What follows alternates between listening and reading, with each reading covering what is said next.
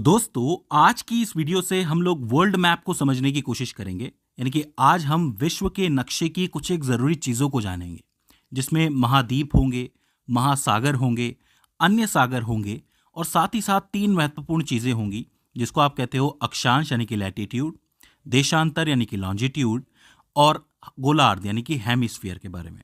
क्या होती है भूमध्य रेखा, क्या होती है कर्क रेखा, क्या होती है मकर रेखा, इन सभी प्रश्नों के उत्तर आज आपको मिल जाएंगे। बस आपका काम ये है कि आप लास्ट तक वीडियो देखिए और नोट्स बनाते हुए चलिए। बाकी हमारी कोशिश रहेगी कि आपको नीचे पीडीएफ तो अवेलेबल करवा ही दें हम लोग। ठीक है, तो ज़्यादा देर ना करते हुए हम शुरू करते हैं।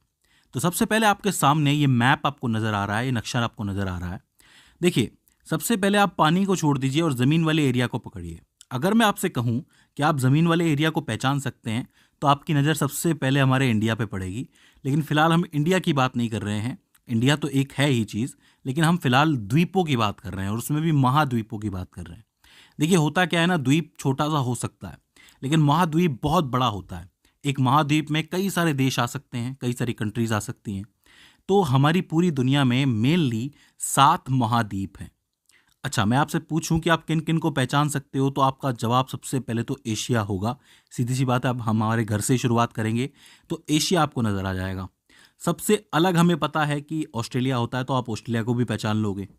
इसके अलावा ये जो हिस्सा आपको नज़र आ रहा है, ये है आपका अफ्रीका, और ये वाला जो हिस्सा है जो कि मिला हुआ नज़र लग रहा है आपको एशिया के अंदर, वो है आपका यूरोप। इधर की तरफ आओगे तो ऊपर है नॉर्थ की तरफ है, क्योंकि ये नॉर्थ अमेरिका, और नीचे चलोगे तो नीचे आपका साउथ अमेरिका, और आखिर में सबसे नीचे अगर आप देखोगे तो आपको अंटार्कटिका भी नजर आ जाएगा। तो कुल मिला के 7 महाद्वीप आपके हो जाते हैं: Asia, Europe, Africa, Australia, north America, south America और अंटार्कटिका। कोई दिक्कत है? कोई दिक्कत नहीं है।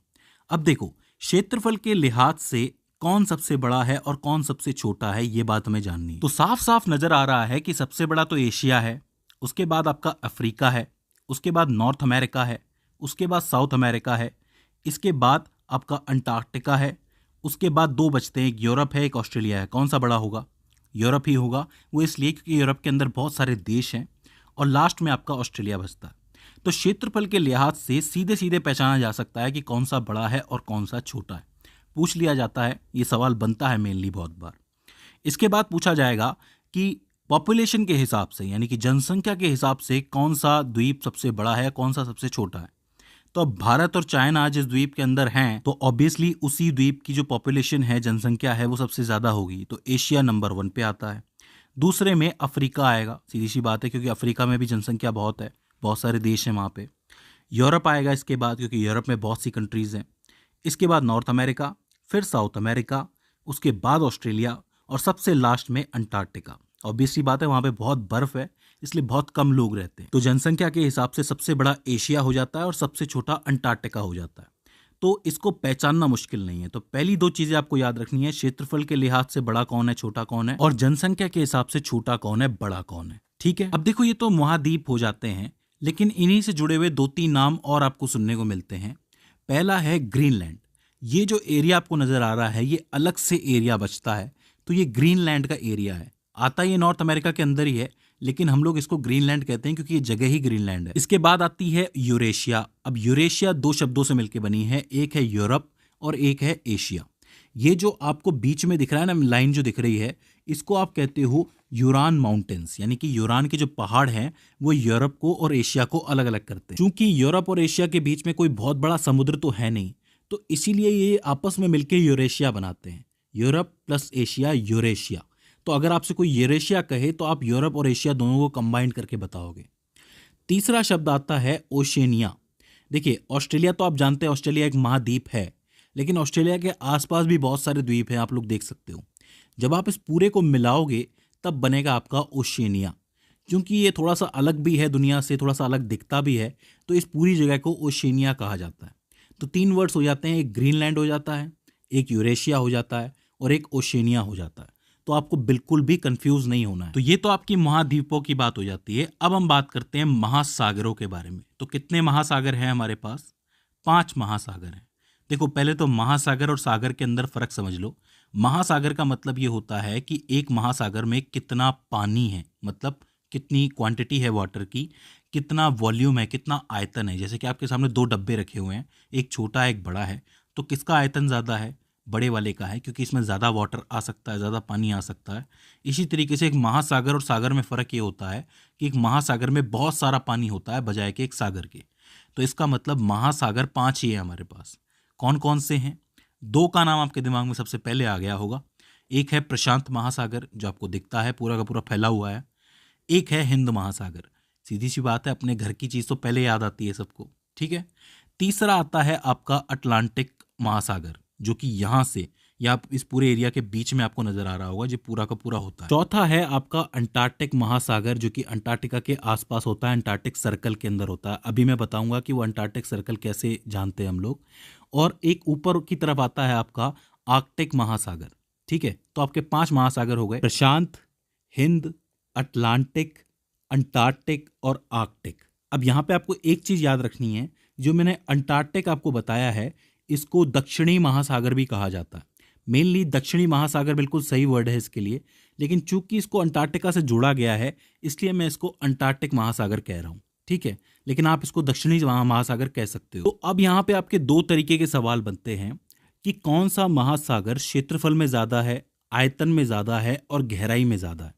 मतलब कुछ एक पैरामीटर्स होते हैं, कुछ एक पैमाने होते हैं जिसके आधार पे आप महासागर नाप सकते हो। कौन से महासागर का क्षेत्रफल ज़्यादा है या आयतन ज़्यादा है, मतलब किस में पानी ज़्यादा है या फिर किसकी गहराई ज़्यादा है। तो देखो, आयतन, क्षेत्रफल और गहराई के आधार पे प्रशांत महासागर सबसे बड़ा है, ठीक है। इसके बाद आता है अटलांटिक, जो कि आपको यहाँ दिख रहा है, अमेरिका के पास दिख रहा है।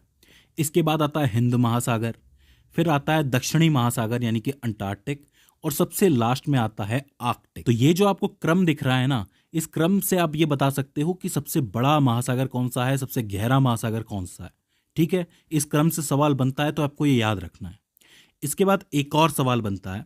सवाल ये बनता है कि तटीय रेखा के आधार पे कौन सा महासागर सबसे बड़ा है। कहने का मतलब ये है कि कौन से महासागर की तटीय रेखा सबसे बड़ी है, कितनी कंट्रीज से होकर के गुजरता है या कितने कंट्रीज के तट से होकर गुजरता है। तो देखो, इसका क्रम थोड़ा सा बदलता है। इस क्रम में प्रशांत महासागर सबसे बड़ा है, क्योंकि इसकी तटीय रेखा सबसे बड़ी है। उसके बाद अटलांटिक आता है, क्योंकि अटलांटिक बहुत सारे तटों से होकर गुजरता है, यहाँ पे दो दो अमेरिका आ जाते हैं, आपको पता है। इसके बाद आता है हिंद महासागर। इसके बाद आता है आर्कटिक, यानी कि ऊपर वाला आता है, क्योंकि यहाँ पे बहुत सारे देश हैं, तो बहुत सारे देशों के लिए इसकी तटीय रेखा काफ़ी बड़ी हो जाती है। और लास्ट में आता है आपका दक्षिणी महासागर, यानी कि अंटार्कटिक महासागर, क्योंकि वहाँ पे देश कम हैं, तो इस वजह से उसकी तटीय रेखा छोटी हो जाती है। तो ये हो जाते हैं आपके महासागर। अब आप पूछेंगे कि सागर कौन से हैं। तो देखो, महासागर और सागर कोई अलग तो नहीं है, लेकिन जब आप देशों के पास जाते हो, तो देशों के पास जाते ही उन देशों के अपने सागर बन जाते हैं। जैसे हिंद महासागर तो आपको पता है, वो तो एक महासागर है। लेकिन जब आप बंगाल के पास जाओगे तो आपको मिलेगी बे ऑफ बंगाल, यानी कि बंगाल की खाड़ी। तो वो एक सागर है, क्योंकि भारत की अधिकतर नदियां जो होती हैं वो बंगाल की खाड़ी में जाके ही गिरती हैं, ठीक है। इसके बाद जैसे अरेबियन सी आ जाता है, जैसे कि आपका मिडल ईस्ट यहाँ पे होता है, जहाँ पे अरब कंट्रीज होती हैं, तो उनके पास के सागर को अरेबियन सागर कहते हैं। नीचे आओगे तो गल्फ ऑफ एडन कहलाता है ये। इधर की तरफ साउथ चाइना का सागर है, ऊपर थोड़ा ईस्ट चाइना का सागर है। इसके अलावा जापान ये आपको नज़र आ रहा होगा, तो जापान के पास वाले सागर को सी ऑफ जापान कहते हैं, यानी कि जापानी सागर। ऊपर आप चलोगे तो ग्रीनलैंड के पास भी एक सागर मिलेगा। मध्य अमेरिका के पास आपको मिलेगा कैरेबियन सी। तो इसी तरीके से देशों के पास जब आप जाते हो तो वहाँ पे आपको सागर बटे हुए मिलते हैं, कि किसी के नाम से सागर है, किसी के नाम से सागर है। जब हम देशों की बात करेंगे तो मैं आपको सागरों के बारे में और अच्छी तरीके से बताऊंगा। तो मुझे उम्मीद है कि आपको महाद्वीप समझ में आ गए होंगे, महासागर समझ में आ गए होंगे। अब हम बात करते हैं 3 इंपॉर्टेंट चीजों के बारे में जिनसे सवाल बनता है। सबसे पहले आता है लैटिट्यूड, यानी कि अक्षांश। तो देखो, ध्यान से समझना, ये जिस तरीके से मैप आप लोगों ने देख रखा है, इस मैप में पूरी की पूरी पृथ्वी दिखाई जा रही है। इस पृथ्वी के बीच से कहीं पे यहाँ पे 0 डिग्री से एक लाइन जाती है, जो कि काल्पनिक लाइन होती है, रियल लाइन नहीं होती है।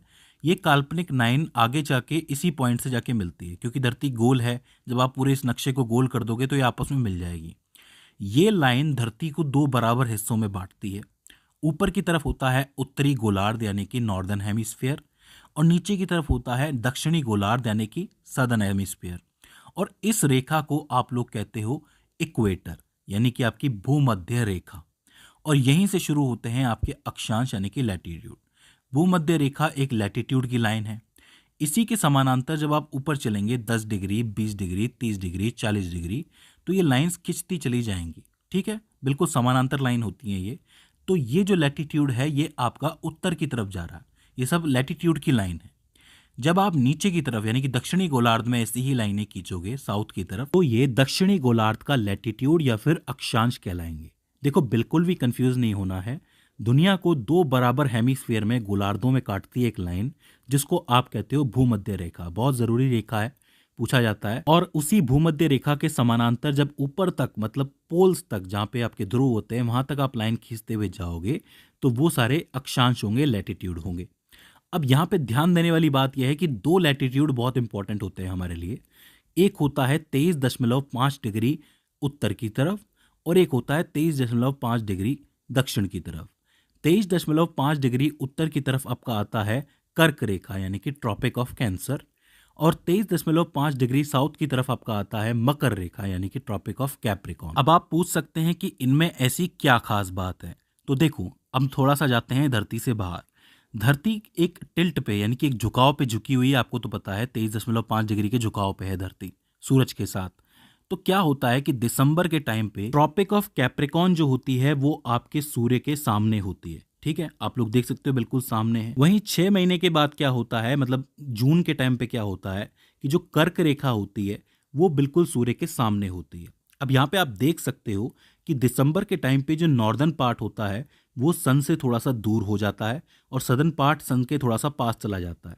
तो मतलब नॉर्दर्न पार्ट में यानी कि उत्तरी पार्ट के अंदर, उत्तरी गोलार्ध के अंदर इस समय सर्दी पड़ रही होती है और दक्षिणी गोलार्ध में इस वक्त गर्मी पड़ रही होती है। वहीं जब आपकी कर्क रेखा सूर्य के सामने होती है तब क्या होता है, तभी आपका जो नॉर्दर्न पार्ट है यानी कि उत्तरी पार्ट है ये सूर्य के करीब होता है, तब यहाँ पे गर्मी पड़ रही होती है। और ये जो नीचे वाला सदर्न पार्ट है दक्षिणी वाला वो दूर होता है, तो यहाँ पे सर्दी पड़ रही होती है। अब हम कहाँ रहते हैं, इंडिया कहाँ है, नॉर्दर्न पार्ट में है। तो दिसंबर में यहाँ सर्दी पड़ती है, तब मकर रेखा पे होता है सूर्य, और जून के टाइम पे यहाँ गर्मी पड़ती है क्योंकि कर्क रेखा होती है सामने और हम लोग सूर्य के करीब होते हैं, मतलब नॉर्दर्न पार्ट करीब होता है। आप देख सकते हैं कि दिसंबर जनवरी के टाइम पे मकर रेखा से दोबारा ये इक्वेटर की तरफ आना शुरू करता है सूर्य, तभी ये मकर राशि में भी प्रवेश करता है। हम लोग कहते हैं ना कि मकर संक्रांति आ गई है, तो वो दिसंबर जनवरी के टाइम पे होता है जब मकर रेखा से सूर्य वापस इक्वेटर की तरफ, भूमध्य रेखा की तरफ वापस आता है।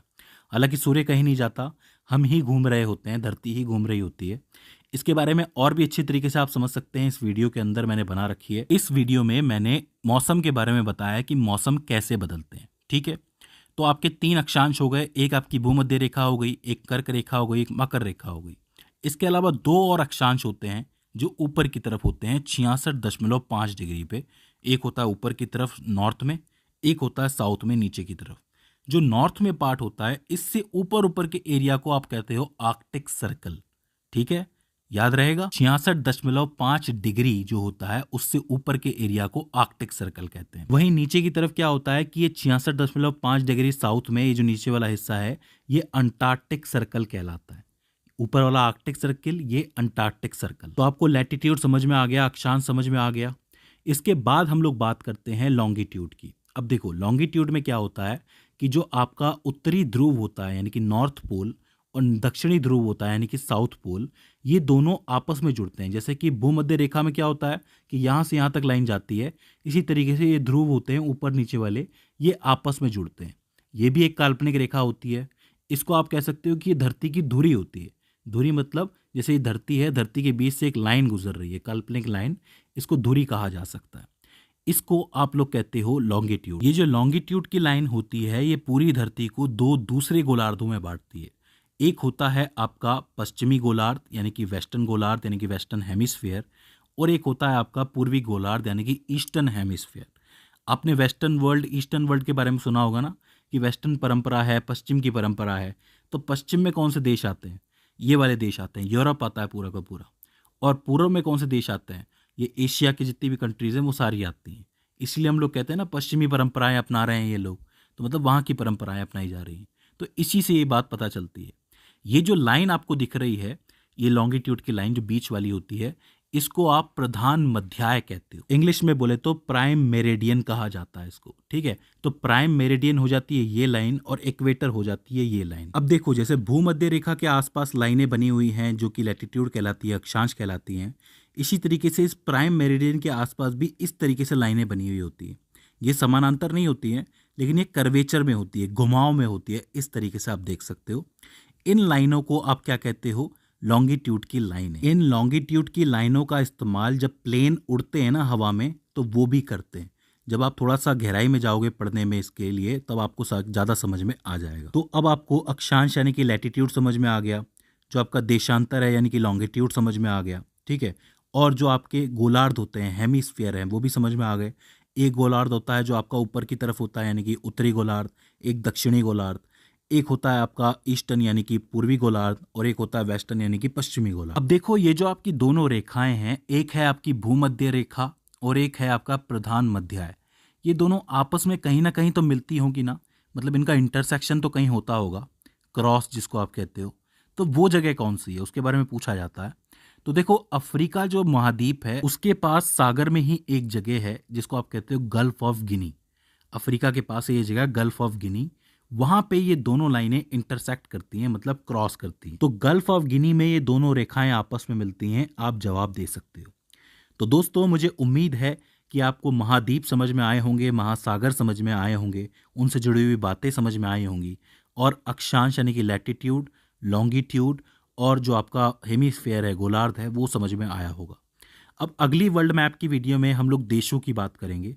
देशों के बारे में मैं आपको बताऊंगा कि कौन सी कंट्री कहाँ है, और वहाँ पे कौन सी लॉन्गिट्यूड की लाइन गुजरती है, कौन सी लैटिट्यूड की लाइन गुजरती है, कौन सी जगह ज़्यादा इंपॉर्टेंट है। ये सारी चीज़ें मैं आपको बताऊंगा, जिससे काफ़ी सारे सवाल आपके बन जाते हैं। तो दोस्तों, मुझे उम्मीद है कि ये वीडियो आपके लिए हेल्पफुल साबित रही होगी। अगर इसके बाद भी इसके अंदर आपको कोई क्वेरी आती है, कोई दिक्कत आती है, तो आप हमें कमेंट सेक्शन में बता सकते हैं। तो दोस्तों, आज की इस वीडियो के अंदर बस इतना ही। See you in the next one.